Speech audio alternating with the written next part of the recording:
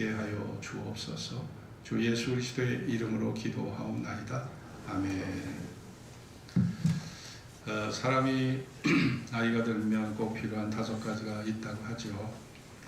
여자에게는 딸이 필요하고, 또 돈과 건강, 친구와 찜질방이 필요하다고 합니다. 남자에게는 뭐가 필요할까요? 남자에게는 마누라, 아내, 애들 엄마, 집사람, 와이프 다 똑같죠. 자, 여자는요, 제가 이렇게 살펴보면 남자 없이도 얼마든지 잘 살아가요. 남자 없이 잘 살더라고요. 남자분이 먼저 가셨어도 사는데 전혀 지장이 없어요.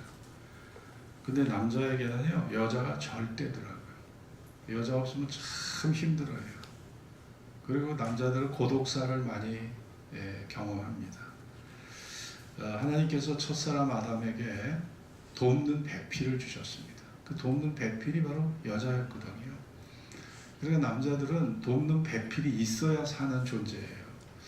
아니, 왜 여자들은 남자 없이도 얼마든지 살아가는데 왜 남자는 여자 없이 이렇게 쩔쩔맬까? 인간이, 남자의 존재 자체가 돕는 배필이 필요한 그런 존재예요. 남자들은. 여자에게는 돕는 배필이 없습니다. 여자는 그러니까, 여자는 남자 없이도 존재할 수 있는 존재가 여자예요. 그러나 남자는 돕는 배필이 있어야 존재할 수 있는 존재가 남자입니다. 이걸 남자들이 잘 기억하셔야 돼요. 제가 집에서 열심히 청소하고 때로는 설거지도 하고 하는 이유가 저희 집사람을 좀 편하게 해줘야 살아갈 수 있는 날이 더 길지 않겠습니까? 그래서 조금이라도 더 덜 고생시키려고 그런 마음에서 제가 가정일도 마다하지 않고 열심히 하고 살아갑니다. 오늘 구정이니까 웃긴 얘기 하나만 하겠습니다. 한 총각이 하나님께 기도했습니다. 하나님, 제가 사귀는 저 여자와 결혼만 해주시게 하신다면 저 절대 평생 제가 바람피지 않고 저 여자만 제가 사랑하겠습니다. 만일 제가 바람을 피운다면 바람피는 그날 즉시 하나님이 절 치셔도 좋습니다. 오유, 이렇게 기도를 했어요. 근데 살다 보니까 이 남자가 바람을 피웠어요. 그래도 죽지 않자 몇 번 더 바람을 피우다가 3년이라는 세월이 흘렀습니다. 그런데 어느 날 포항에서 큰 배를 타고 울릉도로 가게 됐는데 여름이었어요. 막 갑자기 이 동해에 풍랑이 일면서 산더미 같은 파도가 막 몰아치는 거예요. 그리고 배를 막 집어 삼킬 것처럼 이 배가 막 요동을 칩니다. 이 배가 막 요동을 쳐요. 그때 이 남자가 자기가 옛날 하나님 앞에 드렸던 기도가 딱 생각났어요. 야, 내가 그때 하나님 앞에 그런 약속을 했는데 하나님이 날 치시나 보다. 이런 두려움이 딱 들어왔어요. 근데 배 안에 사람들을 보니까 자기 말고도 100여 명이 있는 거예요. 그러니까 이 사람이 한편으로는 어떤 생각을 했겠어요. 야, 하나님께서 내가 혼자가 아니고 100여 명이나 함께 배를 탔는데 나 죽이시려고 이 배를 가라앉게는 안 하시겠지. 이러면서 안심을 했어요. 그런데 그 순간 하나님으로부터 그냥 그의 내성 병력처럼 귓전에 때리는 하나님의 소리가 들렸습니다. 무슨 소리였겠습니까? 야, 내가 너 같은 인간 100명 모으느라고 3년 걸렸다. 하나님이 그러시더래요. 내가 너 같은 인간들 모으느라고, 이 배 모으느라고 3년 걸렸어. 그러시더래요. 그 결과가 어땠을까요? 여러분 상상에 맡깁니다. 네.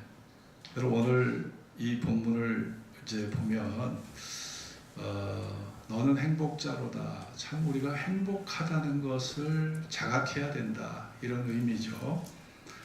우리가 이 행복을 자각하지 못하면 하나님이 정말 수없는 행복의 조건을 쏟아 부어 주셔도 감사가 없어. 감사가.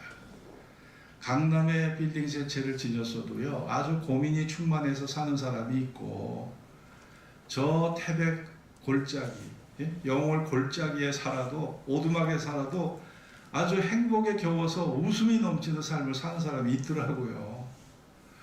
그러니까 이 행복이라는 것은요, 참 주관적이에요. 행복이라는 것은 객관적인 어떤 수치로다가 점수를 매길 수가 없더라고요. 행복은요. 인간이 행복하지 못한 이유 중에 하나가 이 비교의식입니다. 우리가 남과 나를 자꾸 비교하면, 내 아내와 다른 여자, 내 남편과 다른 남편을 자꾸 비교해 보세요. 그러면은요, 이게 그 존경스럽고 믿음직했던 남편이 어느 날 갑자기 그 남편이 옛날 남편이 아니야. 그리고 그렇게 사랑스러웠던 내 아내가 자꾸 다른 여자와 비교하다 보면 그 아내가 옛날 그 마음에 내가 가졌던 그 여자가 그렇게 그 여자로 보이질 않는 거죠.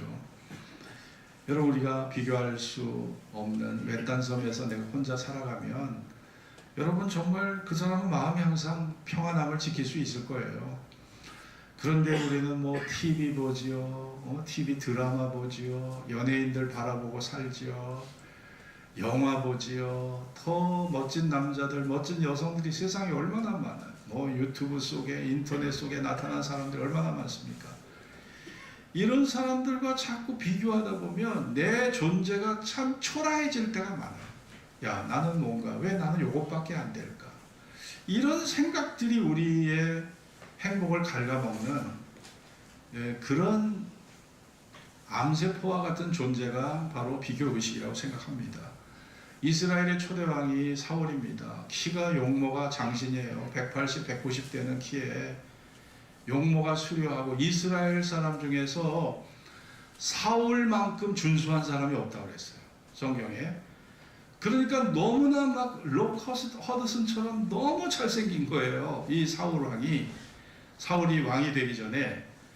그뿐 아니라 얼마나 겸손했는지 몰라요. 사무엘이 왕을 삼으려고 기름을 부으려고 하자 사무엘이 한 말이 뭡니까?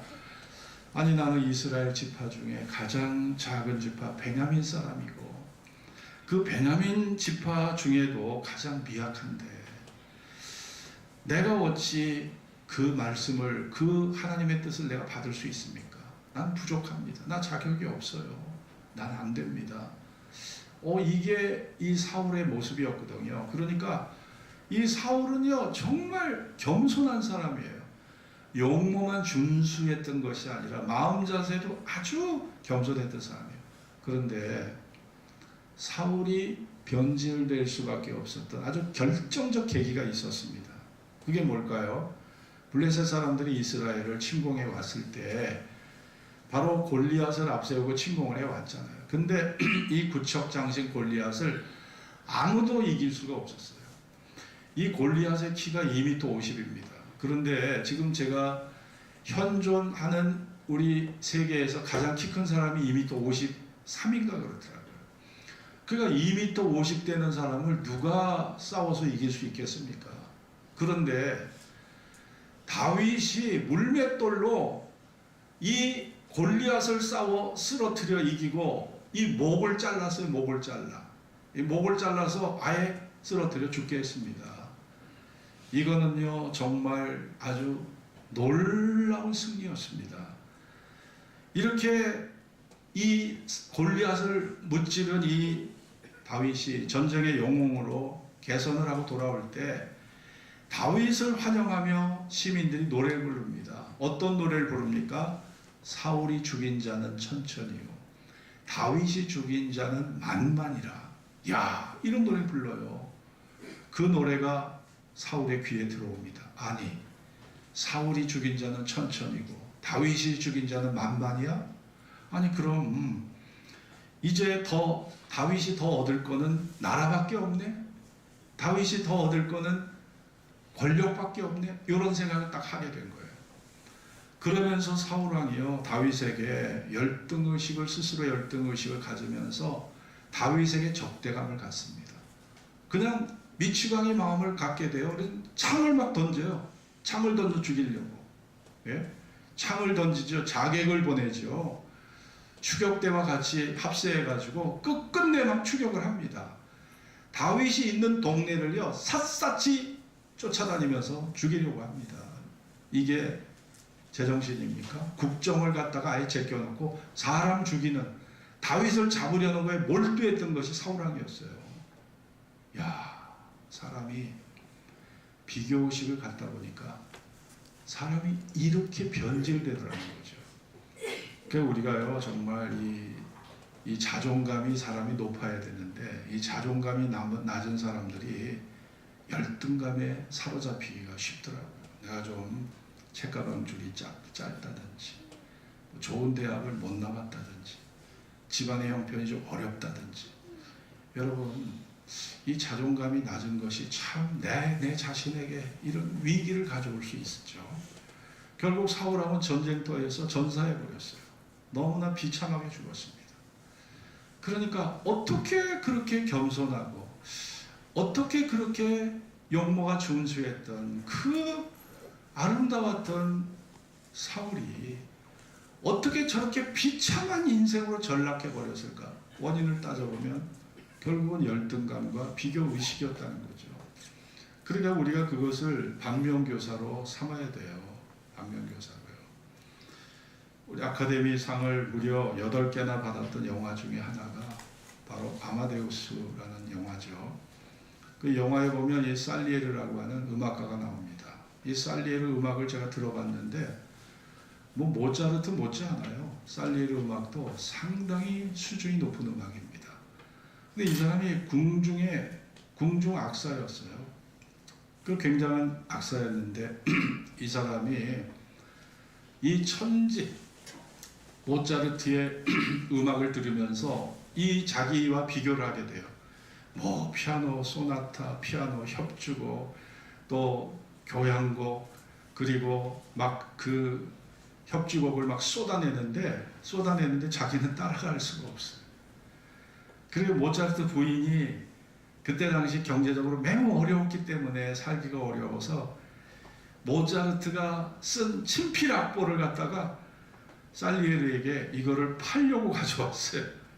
근데 살리에르가 그 악보를 보고 놀란 것이, 아니 자기는 작곡을 할 때 그냥 악보를 갖다 오선지에다가 그냥 악보를 그려놓고 막 지웠다 그렸다 수없이 수정을 해가지고 어느 곡을 하나 만드는데 모차르트의 악보 속에는요 수정한 흔적이 없는 거예요. 그러니까 뇌리에 받은 그 자기의 영감을요 그대로 옮겨놓은 거예요. 단 하나도 수정한 흔적이 없는 거예요. 이걸 보니까 이 사람은 천재라고 인정하지 않을 수가 없는 거예요. 그래서 이 사람이 자꾸 이 모차르트와 자기를 비교하다 보니까 이 사람이 점점 나락에 빠집니다. 나락에 빠져버려요. 그리고 모차르트라는 저 인간이 없었으면 내 명성과 내 존재가 드러날 텐데, 쟤 때문에, 저 모차르트 때문에 내 인생이 초라하게, 내 인생이 무너져 간다고 늘 그렇게 시기하다 보니까 오히려 자기의 인생도 망가지게 되는 이런 것을 우리가 보게 됩니다. 여러분, 우리가 지나온 인생 속에서 이 비교의식이라는 것은 나에게 사실은 아무 도움을 주지 못해요. 오히려 내 존재를 초라하게만 만들지 아무 도움도 주지 못하는 정말 무익한 것 중에 무익한 것이 사실 비교의식입니다. 그래서 우리가 이것을 우리가 조심해야 되는 것이죠. 전도서 7장 10절에 보면 옛날이 오늘보다 나은 것이 어찌미냐 하지 말라. 이렇게 묻는 것이 지혜가 아니라고 그랬어요. 야, 옛날이 오늘보다 나음이 어찌미냐 이렇게 말하지 말라는 거예요. 이렇게 묻는 것이 지혜가 아니다. 자, 이것은 무슨 뜻이겠어요? 과거 지향적 인생 살지 말라. 그리고 항상 미래를 바라보면서 미래 지향적 인생을 살아가라는 것이죠. 여러분, 과거에 하려 했던 거 그거 되깔려 봐야 나한테 무슨 유익이 있겠어요? 그렇죠? 지금 현재 남아있는 가능성이라는 게 있어요. 현재 남아있는 그 가능성. 우리는요 그 가능성을 붙잡고 살아야 됩니다. 예수님은요 세리장 삭개오를 만나주셨고요, 남편 5이 있었지만 지금 있는 남편조차 자기 남편이 아닌 방탕한 사마리아 여인을 만나주셨잖아요. 그리고 예수님은요 사람들에게 소외당하고 사람들에게 버림받은 그 존재를 예수님 만나주셨습니다. 사람의 관점과 예수님의 관점의 차이는 뭐였을까요? 사람들은 과거에 그 사람의 업적, 그 사람의 이력, 그 사람의 스펙을 보고 그 사람을 평가해요. 아, 이 사람은 참 대단한 사람이다. 이 사람은 과거의 이력을 보니까 앞으로도 크게 될 사람이고 큰 업적을 남길 사람이다. 이렇게 평가합니다. 그게 틀린 말은 아니죠. 경험에서 나온 거니까 그 말도 옳습니다. 그러나 예수님은 사람을 바라보는 관점이 달라요. 예수님의 관점은요, 믿음 안에서 변화될 가능성을 보고 그 사람을 선택하시고, 믿음 안에서 변화될 가능성을 보시고 그 사람에게 은혜를 베푸시는 분이 예수님이신 줄로 믿습니다. 그러니까 과거, 그 사람의 과거 때문에 그 사람의 미래의 삶을 송두리째 묶어서 묶음 처리를 하지 않으시는 거예요.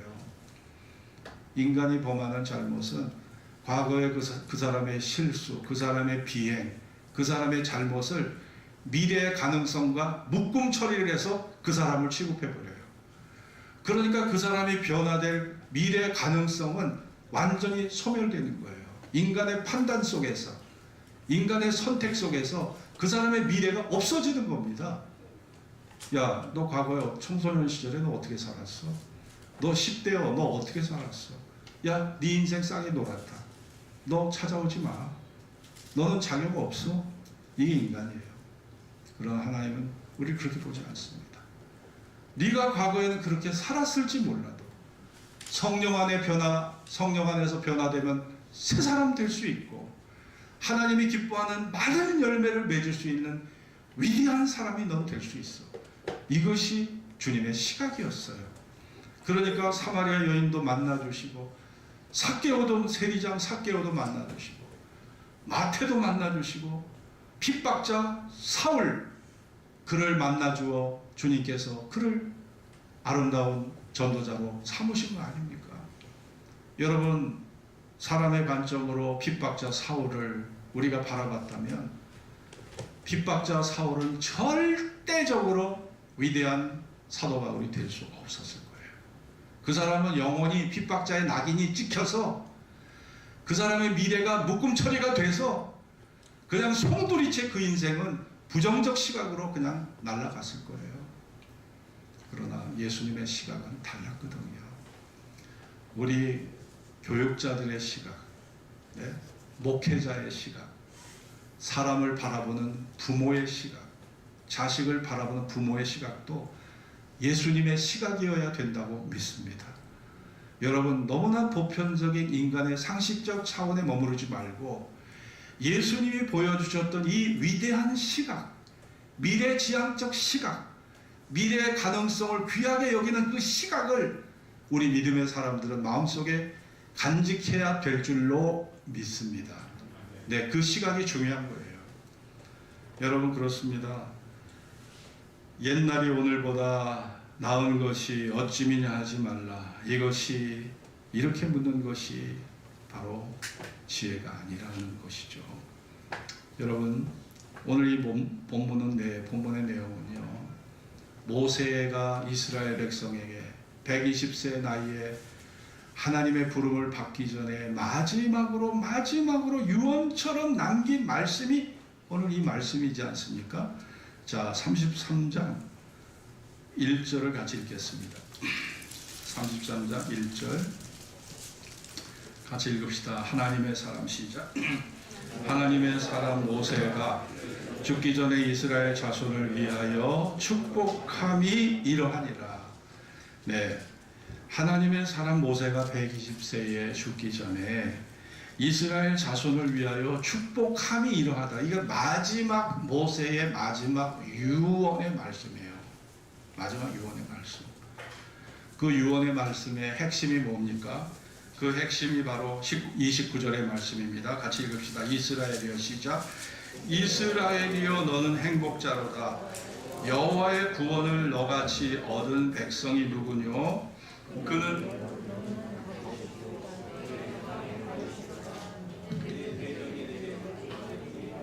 내가 그들의 높은 곳을 밟으리로다. 이스라엘이여 너는 행복자라. 네가 행복한 사람이다. 여러분 근데 한번 생각을 해보세요. 이스라엘 사람들이 지금 거하는 곳이 어디입니까? 거하는 곳이 광야입니다. 광야에 무슨 집이 있었어요? 60만이 지금 출애굽을 했는데 집이 있었나요? 무슨 아름다운 저택이 있었나요? 그들은요 신발장 하나, 장롱 하나 없었어요. 가구 하나 없었어요. 주방용품 없습니다. 때마다 갈아입을 옷도 없었어요. 그냥 하나님께서 그들이 입고 나왔던 그 옷을 헤어지지 않게 40년을 지켜주셨거든요.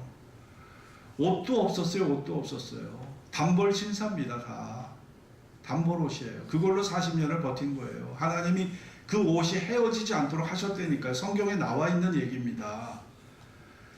여러분 그들의 환경적으로 보면은요 자랑할 게 아무것도 없는데 모세는 그들에게 말합니다.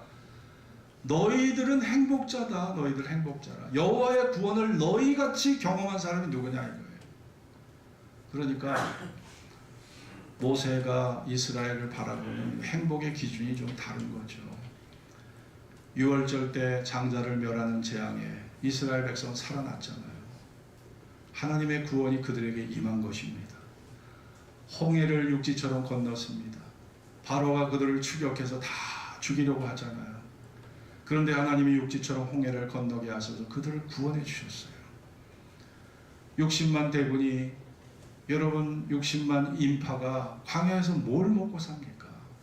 농사를 지을 수 있는 것도 아니고 무슨 목축을 할 수 있는 것도 아니에요. 그런데 하나님이 하늘에서 만나와 매출하기로 그들의 배를 단 한 끼도 굶게 하지 않으셨어요. 40년을. 그 만나가 언제 그쳤습니까? 이스라엘이 광야에 들어가 이제 가나안에 들어가서 첫 곡식이 수확됐을 때 그때 만나가 딱 그쳤어요. 그러니까 광야에서 가나안에 들어가서 첫 수확을 할 때까지 만나를 먹었던 거예요. 40년을요. 그렇죠. 반석에서 물을 하나님이 허락하셨죠. 낮에는 떼약볕에서 그들을 보호하기 위해 구름 기둥으로 그들을 지켜주셨고 밤에는 추위에 떨 수밖에 없는 일교차가 심한 이 광야 지역의 특성 때문에 하나님이 불기둥으로 그들을 지켜주셨죠. 여러분 이들은 또한 목이 곧은 아주 강팍한 백성이었습니다.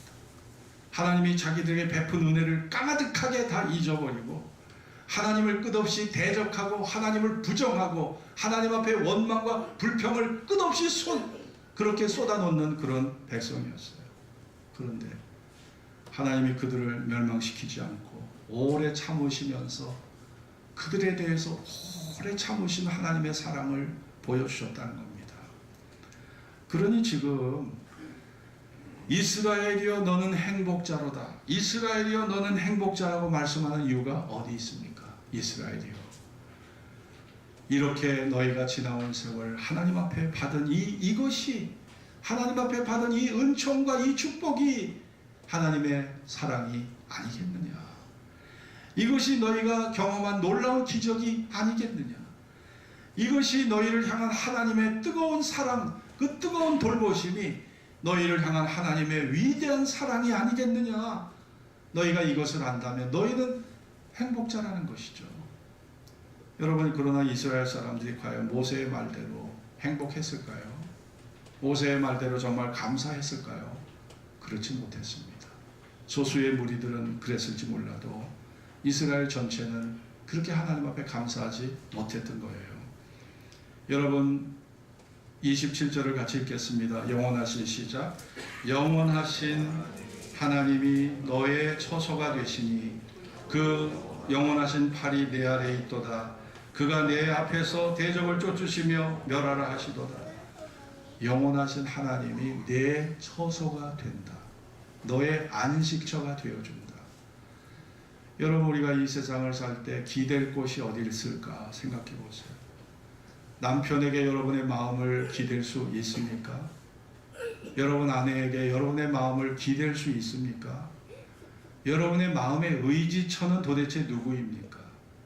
네? 직장 상사입니까? 대통령입니까?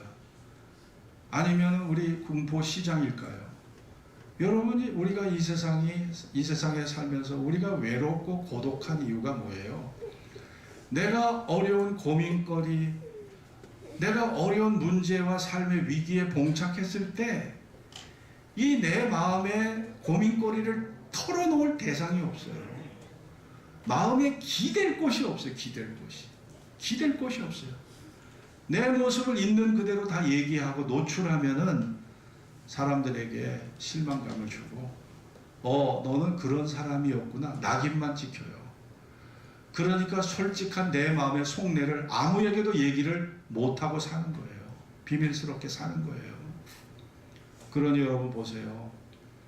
우리가 기댈 곳을 찾아서 누구에게 내 마음의 진심을, 내 마음의 속내를, 내 마음에 있는 그대로의 내 모습의 정체성을 누구에게 말할 수 있는가 생각을 해보시라고요. 남편에게도 못합니다. 네, 자식에게도 못합니다. 부모에게도 못합니다. 아무에게도 못합니다. 혼자 끙끙 앓아야 돼요. 끙끙 앓고 살아야 돼요. 아무에게도 못해요. 여러분이 죄 지은 거, 실수한 거 누구에게 말할 수 있겠어요? 아무에게도 못해요. 그런데 하나님께서는 이스라엘에게 내 처소가 되어 주시겠다. 하나님의 사랑의 품이 내가 의지할, 내 있는 모든 죄를 그대로 고백할 수 있고, 용서받을 수 있고, 자유함을 얻을 수 있고, 구원을 얻을 수 있는 유일한 처소가, 유일한 피난처가, 유일한 안식처가 하나님의 품이라는 거예요. 그렇기 때문에 이스라엘 너희가 행복하다는 겁니다. 기댈 곳이 되어 주시니까, 하나님이 내 마음의 의지처가 되어 주시니까 너희가 행복자라는 거예요. 여러분, 그것은 정말, 이 말은요, 위기와 삶의 고난을 겪어본 사람들, 기도 속에서 하나님을 만난 사람들은 절실하게 이 사실을 공감할 거라고 저는 생각합니다. 뿐만 아니라 28절 같이 읽겠습니다. 이스라엘이, 시작. 이스라엘이 안전히 거하며 야곱의 샘은 곡식과 새 포도주의 땅에 홀로 있나니 그의 하늘이 이슬을 내리는 곳이로다. 하나님이 이스라엘을 안전히 거하게 하실 뿐 아니라 야곱의 샘은 곡식과 새 포도주의 땅에 홀로 있다. 하나님이 풍성한 은혜를 때마다 주신다는 거예요. 그리고 하늘이 이슬을 내리는 곳이로다. 여러분, 이슬이라는 것은요, 비처럼 내리지 않습니다. 이슬은 눈처럼 하늘에서 쏟아지지도 않아요.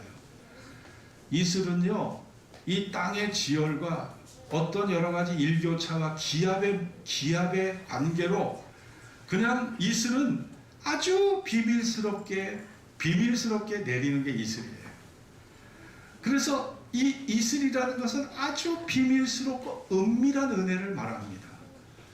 하나님과 기도 속에 만나는 것, 그분과 기도 속에 교제하는 것, 우리가 그분과 말씀 안에서 교제하는 것, 이게 다 이슬과 같은 은혜입니다. 여러분, 남들은 몰라요. 남들은 몰라. 내가 왜 감격의 눈물을 흘리고 있는지, 내가 왜 하나님 앞에 감사하고 있는지 남들은 몰라요. 그러나 이슬과 같은 은혜를 경험한 사람은 그 이유를 아는 것이에요. 하나님이 그런 은혜를, 이슬과 같은 비밀한 은혜를 우리에게 주시기 때문에, 그러니 너희가 행복자라는 겁니다. 그래서 행복하다는 거예요. 여러분, 인간의 행복을 평생 연구해 온 데이비드 마이어 박사는 행복을 이렇게 정의했어요. 행복은 지극히 주관적인 자기 만족이다. 행복이 뭐예요? 행복이란 지극히 주관적인 자기 만족이다. 그러니까 행복이라는 것은 철저하게 주관적이라는 거예요.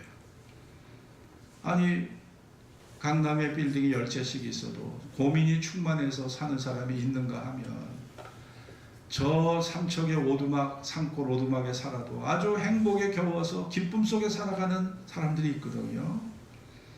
행복은요, 수치로도 이걸 점수를 매길 수가 없어요. 행복이라는 것은요, 환경이나 조건으로도 우리가 수치를 이렇게 따져서 점수를 매길 수가 없는 거예요. 행복은 뭡니까?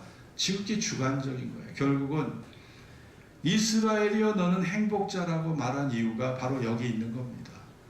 행복이라는 것은요, 행복을 자각하는 자의 것이에요. 행복을 깨닫는 자의 것입니다. 행복의 조건 속에 살아도 깨닫지 못하면 이거는 행복을 마음속에 담을 수가 없는 거예요. 이스라엘 사람들이 우리가 보면은 부럽잖아요. 우리가 보면은 야, 너희들처럼 하나님의 기적을 그렇게 아름답게 맛보고 40년 동안을 만나를 먹고 하나님이 직접 조제하신 거 아니에요. 하나님이 요리사가 돼서 직접 입에다가 넣어주신 게 만나잖아요. 그러니 하나님의 이런 구체적이고 이런 하나님의 놀라운 사랑을 직접 경험한 사람이 이스라엘 백성 말고 누가 있겠습니까?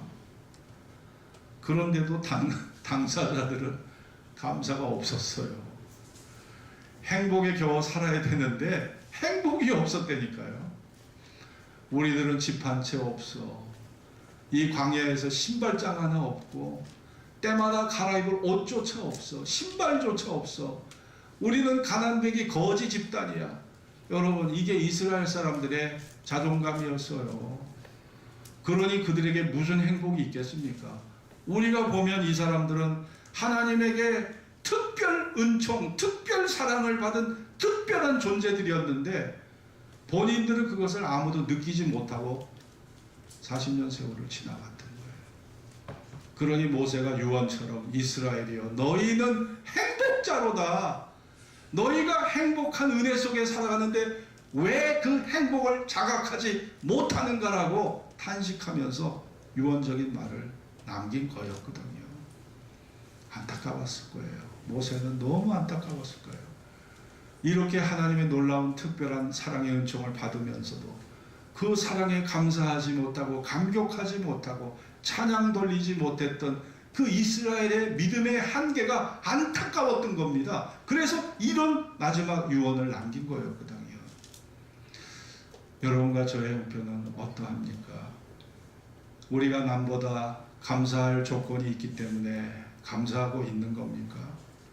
더 아름다운 환경과 유복한 풍요 속에 살기 때문에 우리가 감사한 겁니까?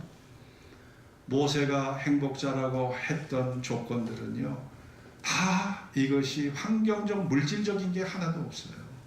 다 영적인 것, 하나님과의 관계 속에서 그분의 사랑을 받고 그분이 내 삶의 기댈 곳이 되어주고 내 영혼의 안식처가 되어주고 나의 미래를 보장해 주시는, 책임져 주시는 위대한 목자가 되어 주시기 때문에 행복자라는 겁니다.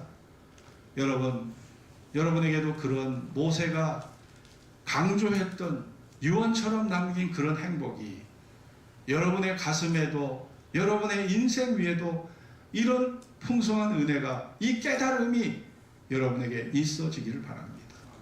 여러분, 바로 그것이 오늘 모세가 우리에게 심어주려고 했던 믿음의 아름다운 축복이었습니다. 이런 행복이 여러분의 안에, 여러분과 여러분의 가족 안에, 여러분의 심령 안에 넘칠 수 있기를 주의 이름으로 축원합니다. 기도하겠습니다. 오늘 주신 말씀을 기억하면서 이스라엘이여 너는 행복자로다. 여러분, 이스라엘 사람들처럼요, 하나님의 기적을, 하나님의 은총을, 하나님의 사랑을 구체적으로 맛보고 체험한 사람들이 없었어요. 그런데 이스라엘 사람들은 마음이 완악하고 목이 곧은 사람이라 하나님 앞에 감사는커녕 원망과 불평을 하고 모세를 대적하고 하나님을 대적하면서 끝없이 불행한 삶을 자초했던 사람들이 이스라엘 사람들이었거든요. 우리는, 나는 어떠합니까? 이 말씀을 통해 살펴봅시다. 여러분, 행복을 가지고 살아도요, 자각하지 못하는 사람은요, 그 행복을 빼앗깁니다. 그 행복이 공중으로 날아가요. 우리는 감사를 회복해야 합니다. 행복을 자각해야 합니다. 그 행복을 세상에서 찾지 말고 하나님과의 관계 속에서, 나를 향한 그분의 은총과 사랑 속에서 여러분 그 행복을 찾으셔야 됩니다. 그럴 때 여러분에게 영속적 행복이 여러분의 마음에 안착될 수 있다고 믿습니다. 이런 행복이 가득할 수 있게